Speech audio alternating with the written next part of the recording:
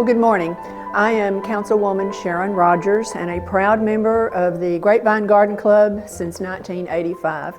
And it is my honor today to read the full proclamation that Mayor Tate presented to the Garden Club at the City Council meeting a couple of weeks ago. All of this could not be included on the one-page proclamation that was presented, so I get the wonderful opportunity to read the entire thing, and I'm happy to be here today to do that. Mayor Tate proclaimed the Grapevine Garden Club as the Garden Club of the Year for the entire year here in Grapevine. The Grapevine Garden Club was formed in 1932 by a group of some 25 civic-minded citizens for the purpose of beautifying Grapevine. The Grapevine Gardens Club currently has 250 members. They remain true to the purpose and interests of its founding members to promote interest in gardens and horticulture, further the protection and conservation of native plants, stimulate appreciation and protection of birds, promote highway and city beautification, actively support environmental concerns, and encourage education to all these objectives. The Grapevine Garden Club is known throughout the community for its creativity, resourcefulness, and irrepressible energy, as well as for its educational and cultural achievements for the past 90 years. Through its money-raising endeavors, the club has provided funds for donations to civic projects all throughout our community, such as the Town Square Park and the landscaping at Liberty Park's Torian Cabin, both located on Main Street. Members have participated in the installation of habitat landscapes, the Compost Center at Parr Park, the Grace Transitional Housing Landscape Project, the Landscape Beautification Project at Grapevine High School, the Ed and Edith Pewitt Education Pavilion, and the greenhouse at the Grapevine Botanical Gardens. The Grapevine Garden Club members were also instrumental in creating the Grapevine Historical Society, as you'll soon hear about.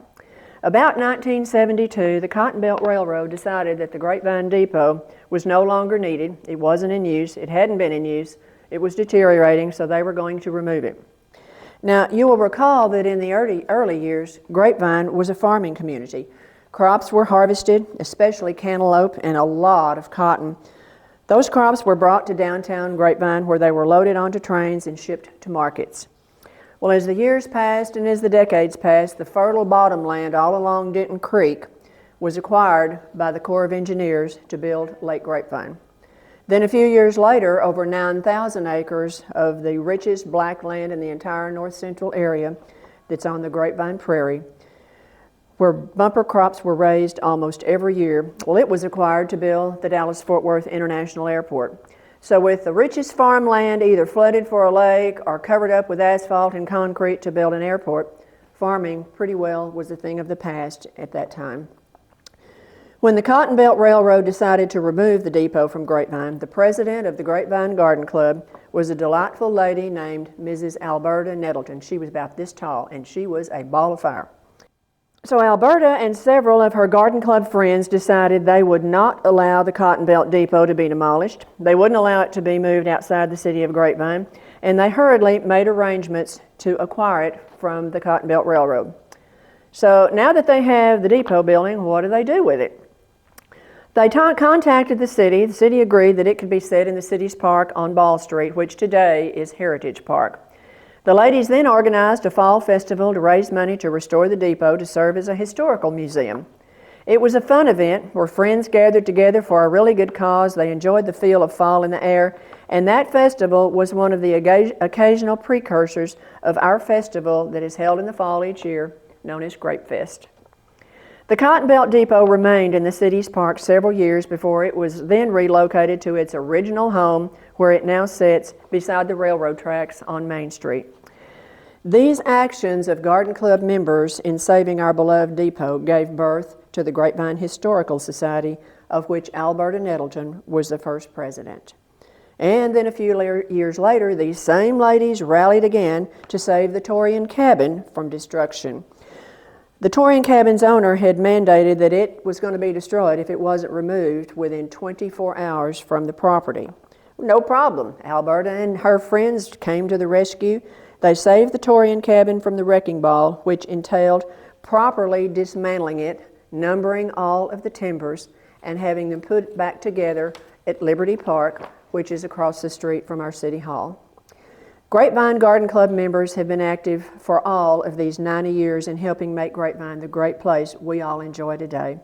Members were dedicated then to preserving the history of Grapevine and created the Grapevine Historical Society specifically for that purpose. A heritage garden was developed by the clubs at the Cotton Belt Depot's home beside the railroad tracks on Main Street to beautify that area, and in more recent years, club members were instrumental in organizing Keep Grapevine Beautiful to further their efforts all throughout the city, and they were also influential in the formation of the Grapevine Botanical Gardens. Throughout the years, the Grapevine Garden Club has donated numerous books to the Grapevine Public Library. They've sponsored educational programs and supported multitudes of projects throughout our community.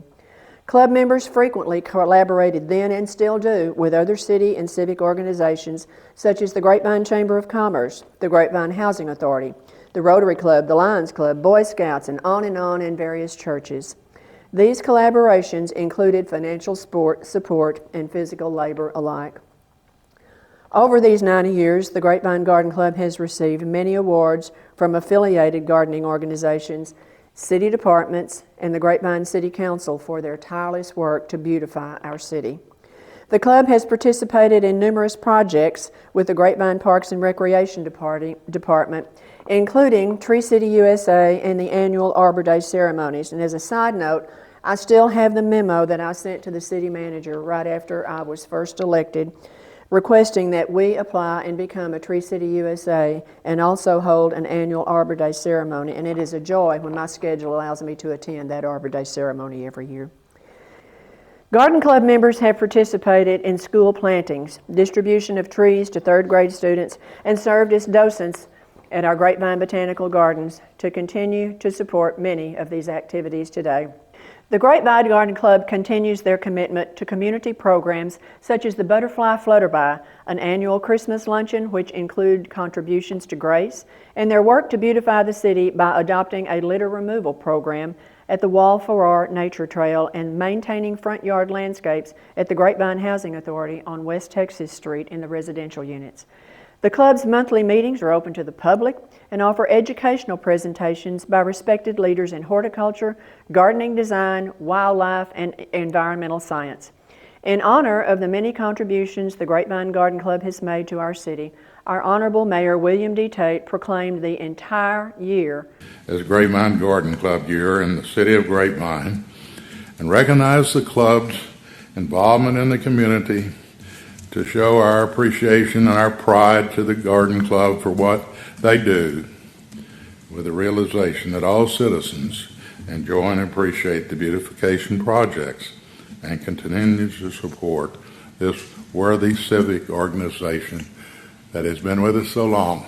We are all proud of our Grapevine Garden Club for what you do, for what you have done for 90 years, with the realization that all citizens enjoy and appreciate the beautification projects this wonderful club has created throughout our community. We happily continue to support this worthy club and are truly honored and so very grateful to have such a dedicated organization in our city.